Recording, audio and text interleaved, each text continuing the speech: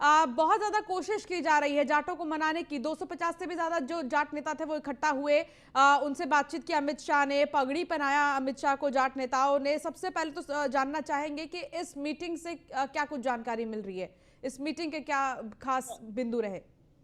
देखिए अंशिका, मेरठ में जो ये वेस्टर्न यूपी को साधने के लिए, जाटों को साधने के लिए जो मीटिंग हुई है, कहीं ना कहीं काफी अहम है। और सबसे बड़ी बात यह है, वेस्टर्न यूपी जाट बेल्ट कही जाती है। और सबसे बड़ी बात लगातार देखी जा रही है कि जाट में जो मुजफ्फरनगर के जाट हैं, मेरठ के जाट हैं, बागपत के जाट हैं, सभी नाराज हैं बीजेपी से। तो वहीं आला कमान की बात की जाए, अमित शाह की बात की जाए, तो आज जाट बैठक बुला करके जो वेस्टर्न यूपी के जाट बड़े नेता हैं उनके साथ बैठक कर जाटों को साधने की बात की जा रही है। साफ तौर पर देखा जाए, संजीव बालियान भी मौजूद रहे, वहीं मेरठ के जिला पंचायत अध्यक्ष गौरव चौधरी भी मौजूद रहे, और मनिंदर पाल सिंह, कई बड़े नेता, दिग्गज नेता जो जाट हैं मेरठ के, बागपत के और आसपास के, सभी को इस मीटिंग में बुलाया गया। और सबसे बड़ी बात यह है कि साफ तौर पर देखा जाए तो जाटों को इस समय साधने की बात की जा रही है। जयंत चौधरी की जिस तरह से न्योता दिया गया है, कहीं ना कहीं बीजेपी का कहना है कि अगर जाटों की बात की जाए तो जयंत चौधरी को भी अगर अपने साथ जोड़ा जा सकता है तो कहीं ना कहीं उसका भी लाभ मिलेगा। लेकिन जयंत चौधरी ने इस न्योते को ठुकरा दिया है। सबसे बड़ी बात यह है, जयंत चौधरी अखिलेश यादव के साथ सरकार बनाना चाहते हैं। वहीं कुछ जाट नेताओं की बात की जाए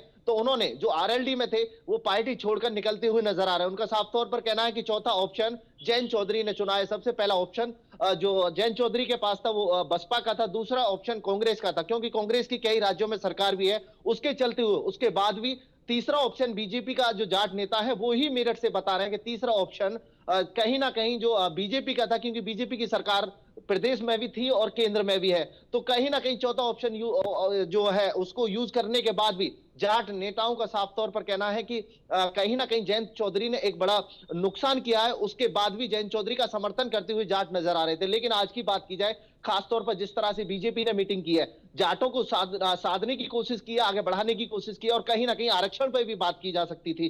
तो साफ तौर पर इलेक्शन के समय पर जाटों को साधने की बात कहीं ना कहीं काफी अहम अपने आप में अहम है। और सबसे बड़ी बात यह, वेस्टर्न में जिस तरह से जाटलैंड कही जाती है, जाटों को इकट्ठा करना, कम से कम 16 से 17% जाटों की वोट है और उन्हों को इकट्ठा करना बीजेपी के लिए एक चुनावी रणनीति के तहत कहीं ना कहीं सामने आ सकता है। जाटों को इकट्ठा करना सबसे बड़ा मुद्दा है और उसी पर विशेष ध्यान दिया जा रहा है।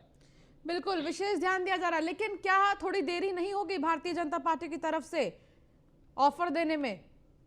हाँ देखिए अंशिका, ये भी सही बात है, क्योंकि अब जो ऑफर दिया गया, अगर यही कुछ दिन पहले चुनाव से दिया जाता तो कहीं ना कहीं हो सकता है कि जयंत चौधरी इसमें शामिल हो सकते थे। क्योंकि जयंत चौधरी लगातार और पार्टियों को देखते जा रहे थे। सपा से पहले बसपा को भी चेक किया था, उसके बाद कांग्रेस में भी जाने का प्रयास किया था, लेकिन सपा पार्टी ने कुछ सीटों के गठबंधन को लेकर के जयंत चौधरी को अपने खाते में शामिल किया था। कहीं ना कहीं अगर भाजपा कुछ दिन पहले इस जो ऑफर है इसको देती तो कहीं ना कहीं इसको भाजपा को इस ऑफर का लाभ मिल सकता था। लेकिन फिलहाल जयंत चौधरी का साफ कहना है कि मुझ पर नहीं, उन 700 परिवारों पर, उन 700 परिवारों को ऑफर दीजिए, उनको शामिल कीजिए जिन्होंने अपने परिवार के लोगों को खोया है। तो कहीं ना कहीं बड़ी बात सामने आ रही है कि जिस तरह से चुनाव नजदीक आता जा रहा है और कहीं ना कहीं बीजेपी पार्टी साम दाम दंड भेद अपना करके कहीं ना कहीं सभी वोटरों पर निगाह बनाए हुए, जाट वोटरों पर विशेष निगाह बनाए हुए, कि वेस्टर्न यूपी में सबसे बड़ी बेल्ट जो है वो जाट बेल्ट कही जाती है। मेरठ, मुजफ्फरनगर, बागपत के साथ गाजियाबाद, बुलंदशहर, मथुरा तक जो जाट बेल्ट है उस पर विशेष ध्यान दे करके जो पहले चरण का चुनाव है उस पर गृह मंत्री अमित शाह पूरी निगाह बनाए हुए और कहीं ना कहीं जाटों को इकट्ठा करने की बात कर रहे हैं और संभव प्रयास कर रहे हैं।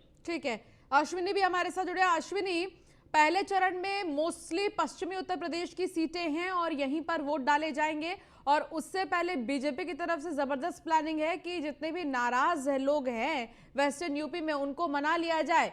आज की जो ये मीटिंग है वो कितनी फायदेमंद होगी बीजेपी के लिए? क्या लगता है इसका थोड़ा बहुत भी असर पड़ेगा? निश्चित तौर पर इंपॉर्टेंट इसमें यह है